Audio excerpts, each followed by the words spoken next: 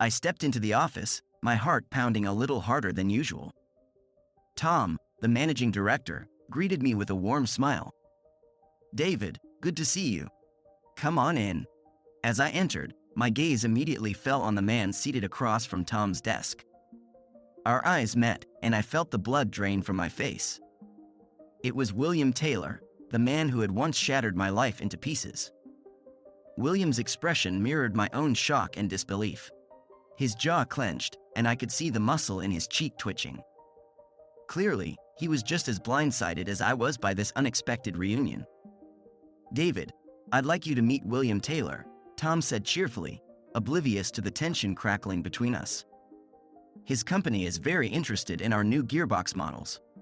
I forced a tight smile, my teeth practically grinding together. "We've met," I managed to say through gritted teeth. Tom's brows furrowed in confusion, but he didn't pry. "Wonderful. Well, William was hoping you could give him a tour of our production facility." My fists clenched at my sides as I fought the urge to tell Tom exactly where he could shove that tour. But I knew I had to keep my composure, at least for now. "Of course," I said, my voice strained. "Right this way, Mr. Taylor." As we stepped out into the hallway, I whirled on William, no longer able to contain my anger. "What the hell are you doing here?" I hissed, jabbing a finger towards his chest. William held up his hands defensively. "I had no idea you worked here, David. Believe me, if I'd known, I would have steered clear." I scoffed, shaking my head in disbelief. "You've got a lot of nerve showing your face around me after what you did." The memory of that fateful day when my world came crashing down around me flooded back. The pain, the betrayal, the utter devastation, it all felt as raw as if it had happened yesterday.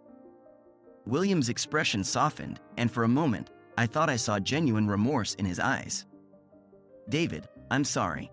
I know sorry doesn't even begin to cover it, but I truly am. I never meant to hurt you like that." I clenched my jaw, struggling to keep my emotions in check. "Save it, William. I don't want to hear your excuses."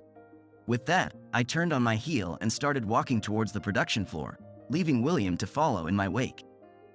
This was going to be a long, excruciating tour.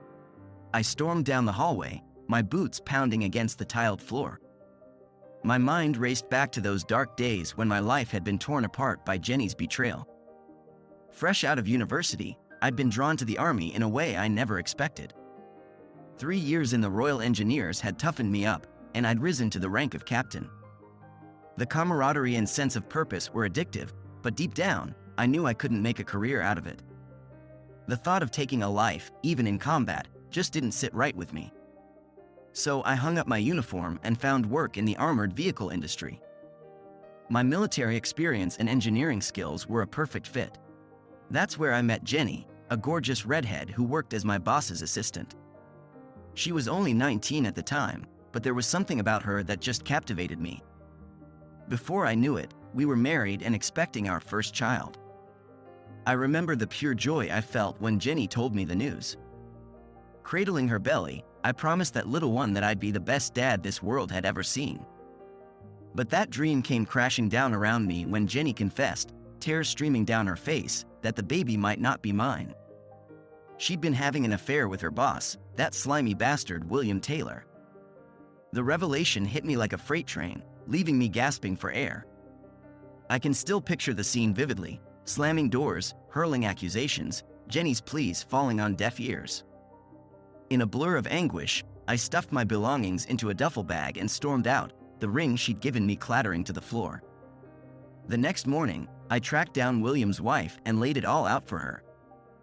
The look of devastation on her face still haunts me to this day. Just like that, 2 marriages crumbled to dust because of one woman's selfish actions. As the dust settled, I found myself alone, my life in shambles. I should have confronted William then and there, just grabbed him by the collar and unleashed all that pent-up rage.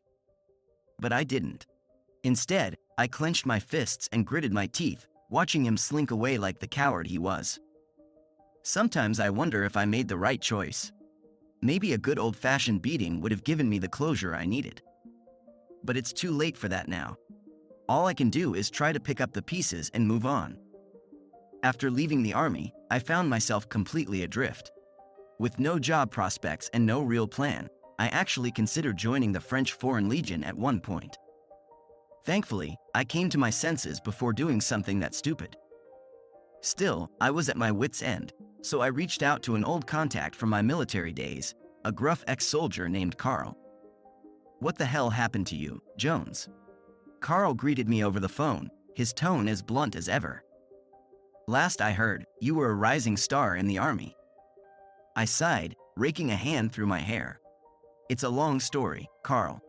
Things just didn't work out the way I planned." There was a pause on the other end, and for a moment, I thought he might offer some words of sympathy or encouragement. But this was Carl, a man who'd seen and done things that would turn most people's stomachs. "Well, you were always a damn good shot," he said finally. "Best marksman I ever trained. That skill still sharp?" I frowned, not sure where he was going with this. "Yeah, I'd like to think so." "Good. Then get your ass over here. I might have something for you." That's how I ended up sitting across from Carl in his dingy apartment, spilling my guts about the whole sordid affair with Jenny and William. To his credit, Carl didn't flinch or offer any platitudes. He just listened, his weathered face impassive. When I finished, he fixed me with a steely gaze. "So, let me get this straight. You're out of a job, out of a marriage, and out of options. But you're still a crack shot with a rifle. Am I right?" I nodded slowly, not sure where he was going with this. Carl leaned back in his chair, studying me intently. "Here's the question, David. If you were in a critical situation, could you pull that trigger? Could you take someone out if you had to?" My mind flashed back to those early days in the army, peering through my scope at human targets on the firing range. For a split second, I saw William's smug face in my crosshairs, and a surge of anger welled up inside me. "Yeah," I said, my voice low and steady. "I could do it." Carl's lips curved into a thin smile. "Then I've got a job for you, my friend. How'd you like to be a soldier of fortune?" That's how I found myself halfway around the world, part of a multinational squad tasked with protecting some Middle Eastern king. Our job was to monitor and maintain all the equipment for his security detail, armored vehicles, communications gear, you name it. At first, it seemed like a cakewalk. We'd train during the day, run drills and maintenance checks, then spend our nights drinking and gambling in the city. Easy money for a former captain like me. But then everything went sideways. One night, an armored personnel carrier came barreling through the palace gates, and all hell broke loose. Heavily armed soldiers poured out, spraying bullets everywhere as they tried to overrun the king's guards. My unit and I were caught off guard, but we didn't hesitate. 3 mechanics and I positioned ourselves on the side and started laying down suppressing fire. I was as calm and focused as I'd ever been, squeezing off round after round from my sidearm and dropping attackers with cold precision. In the end, we managed to repel the assault. As the smoke cleared, the unit commander clapped me on the shoulder, a look of respect in his eyes. "Damn fine shooting, Captain," he said gruffly. "I'll be sure you're compensated for your efforts today." He made good on that promise, too. Along with a hefty bonus, he offered me a chance at a more lucrative but far riskier assignment in Central Africa. Some rebel leader named Oma needed support in his fight against a bloodthirsty despot. The money was too good to pass up. With a wry grin, I accepted the job and set off for my next destination, stopping over in Dubai along the way to enjoy some of the finer things my new career afforded me. After a long day of training and prepping for the upcoming job, I headed back to my hotel, ready to unwind. A hot shower and a nice dinner at one of the hotel's fancy restaurants sounded like the perfect way to spend another night in this luxurious city. But as I made my way through the crowded lobby, my gaze landed on the most exquisitely beautiful woman I'd ever seen. She was Indian, with rich olive skin, dark eyes that seemed to smolder, and luscious curves that had my mouth going dry. Our eyes met, and I felt an instant spark of electricity. Tossing caution to the wind, I sauntered over and flashed her my most charming smile. "Excuse me, miss. I couldn't help but notice you from across the room." She arched one perfectly sculpted eyebrow, giving me a once-over that made my heart race. "Is that so?" She purred, her voice like liquid honey. And what caught your eye, exactly? Your beauty, of course, I replied smoothly. I'm David, by the way. And you are? Anika, she said, her full lips curving into a coy smile. I'm from Kerala. We fell into easy conversation, trading stories and laughing over drinks. At one point, Anika reached out and traced the scar on my cheek with a delicate finger. And how did you get this, David? Don't tell me you're some dashing secret agent.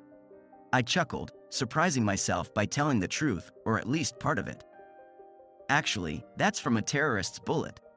Occupational hazard, you could say. Her eyes widened, a mixture of shock and intrigue flickering across her face. My, you are a dangerous man, aren't you? I'll have to see the rest of your battle scars sometime. I'd be happy to show you, I murmured, leaning in closer. But some of them are in places I can't reveal in public. Anika's cheeks flushed, but she didn't back down from the challenge. Well then, Mr. Dangerous Man, why don't you take me somewhere more private? With a wolfish grin, I took her hand and led her out of the crowded lobby, my heart pounding with anticipation. But just as we reached the hotel entrance, a burly man in a suit stepped into our path. Captain Jones? He said gruffly, eyeing Anika with distaste. I'm Mike. Carl sent me to fetch you.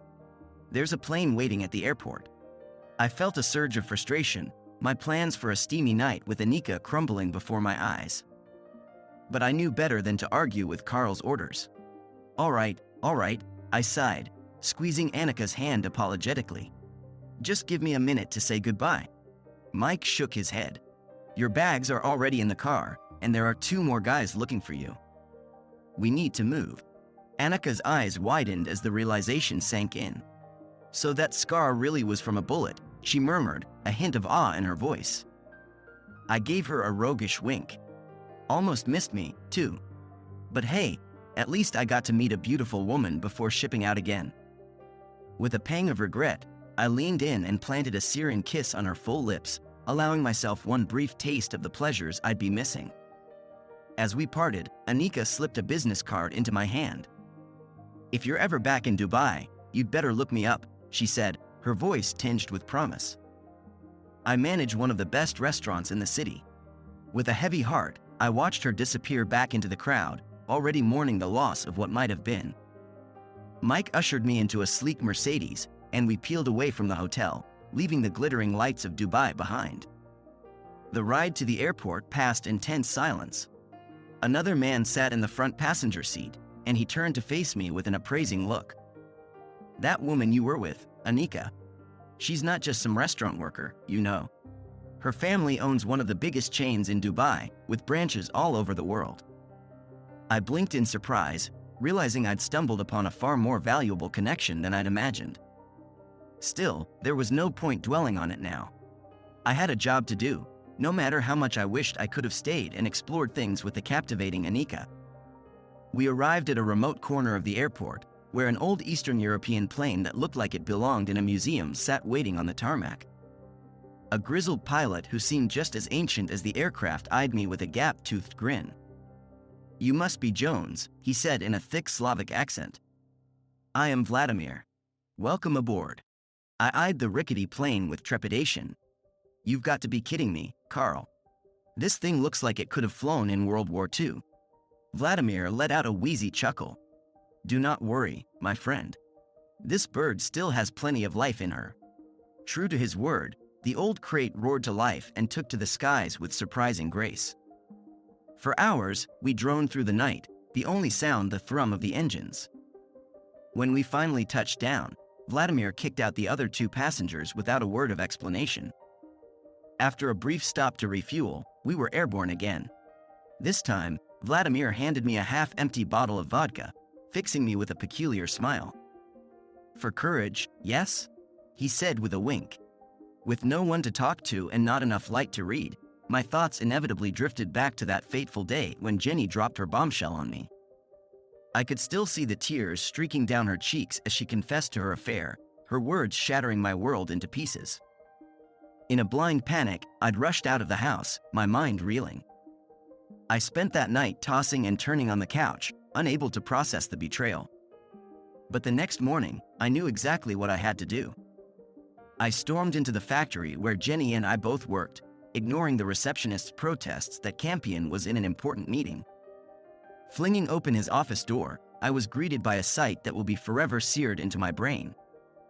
There was Jenny, completely nude except for her shoes and earrings.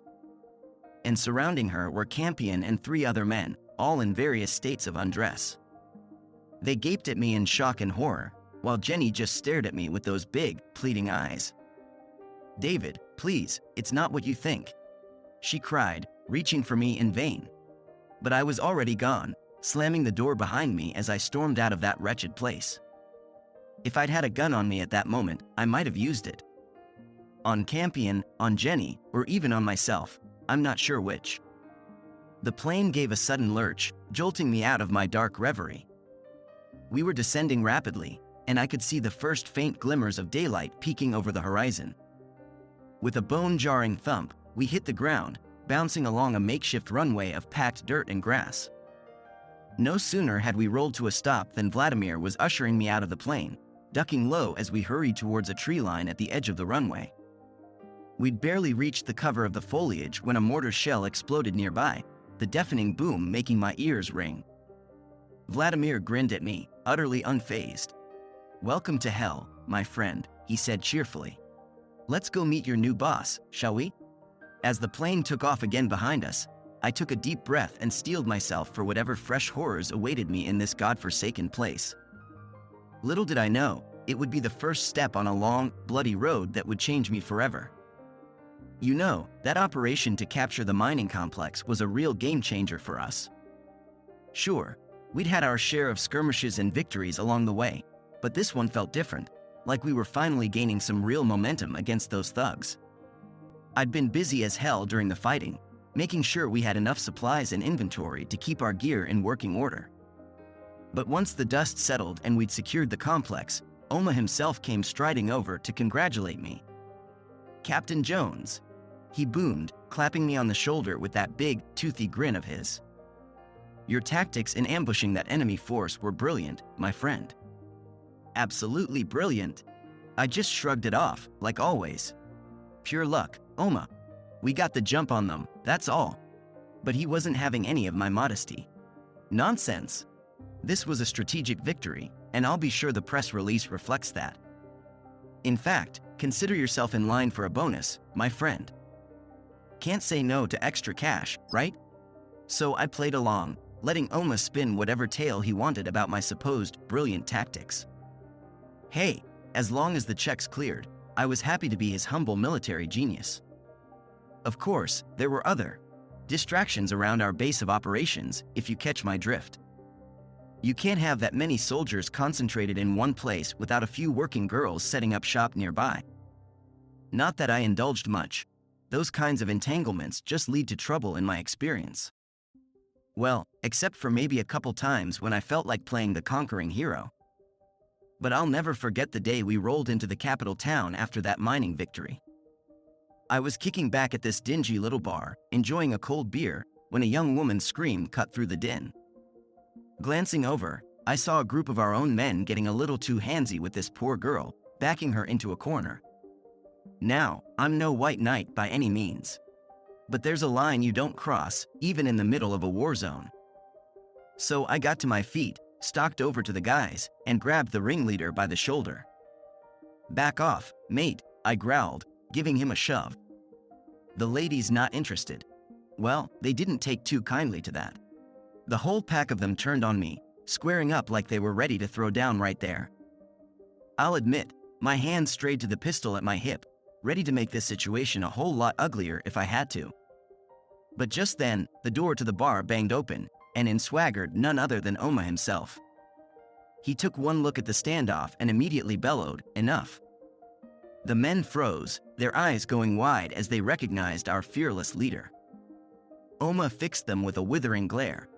"This is the officer who saved all your worthless hides last week," he snarled. "And you repay him by disgracing yourselves in front of him? Get out of my sight, all of you."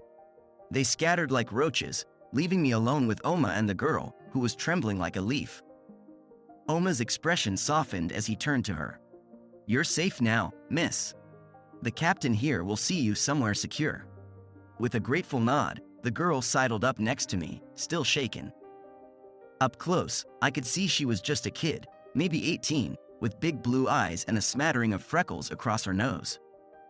A Belgian, if I had to guess, probably caught up in this mess by mistake. "What's your name, love?" I asked gently, putting a reassuring hand on her shoulder. Florence," she stammered, her accent thick but her English passable. "I was just looking for work, I swear. My papa, he's a diplomat, and we got separated." The poor thing looked like she was on the verge of tears, so I quickly steered her out of that wretched bar and towards a nearby convenience store, figuring we could talk in private. As she recounted her story between sniffles, I couldn't help but feel a pang of sympathy. Turned out Florence and her dad had been on their way to South Africa to visit some family friends in Cape Town for the summer.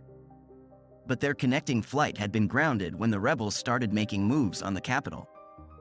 In the ensuing chaos, they'd gotten separated, and Florence had been fending for herself ever since, trying desperately to earn enough money for a trip home. "I just want to see my papa again," she whispered, burying her face in her hands.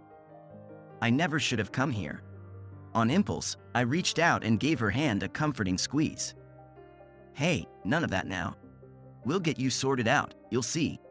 Oma must have had a soft spot for kids, because when I explained the situation, he didn't hesitate to put Florence up in one of the nicer hotels for the time being.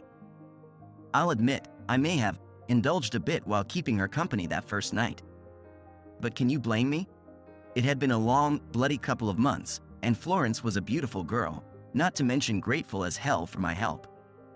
Still, I tried not to take things too far, as tempting as it was. I knew getting tangled up with a civilian, especially one as young and innocent as Florence, would only lead to heartache. But I'll be damned if the idea of falling for her didn't cross my mind once or twice as we whiled away the evenings together in that hotel room. In the end, though, I knew it could never be. This was no life for a girl like Florence, not with the dangers constantly nipping at our heels. So after about a week, I finally managed to track down her father. Turns out he'd been evacuated to safety weeks ago and was frantic with worry over his missing daughter. The look of pure relief and joy on Florence's face when I broke the news. God, I'll never forget it. And the way she flung her arms around me, peppering my cheeks with grateful kisses, well, it damn near made this old cynic's heart melt. I won't lie, it took damn near a month's salary to get her a ticket out of that godforsaken place. But it was worth every penny to see her safely onto that plane, beaming and babbling about all the things she was going to do with her dad once they were reunited. As I watched that plane disappear over the horizon, I felt an odd sense of peace wash over me. Maybe I'd done one good thing in this life after all, a tiny flicker of light in the midst of all the darkness I'd surrounded myself with. And who knows? If I was lucky, maybe I'd get a chance to be that light again someday. Little did I know just how bright that light would eventually shine. But we're getting ahead of ourselves here. Like I said, this was just the first step on a long, winding road that would take me to some incredible places and introduce me to some incredible people, too. So there I was, face to face with William Taylor for the first time in years. My old nemesis, the man who'd shattered my life and driven me to become a mercenary in the first place. Just seeing his smug face again made my blood boil. I tried to keep my cool as I gave him the grand tour of our production facility, but it wasn't easy. My jaw was clenched so tight, I thought my teeth might crack. Every time Taylor opened his mouth, I had to resist the urge to clock him right in that stupid grin of his. The whole time, I was hatching a plan for the ultimate revenge. See, Taylor's company was interested in our new gearbox models for some armored vehicles they were building. Well, I'd be happy to supply him with gearboxes, all right, the oldest, most outdated pieces of junk I could find. I laid out the whole scheme for my boss Tom, figuring he'd get a kick out of sticking it to an arrogant blowhard like Taylor. To my surprise, Tom wasn't exactly thrilled with my little plan for sabotage. Said it could open us up to legal troubles if Taylor caught wind of it.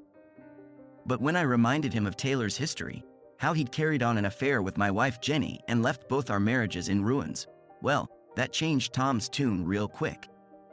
With a resigned sigh, he agreed to let me handle things my way. And handle them I did.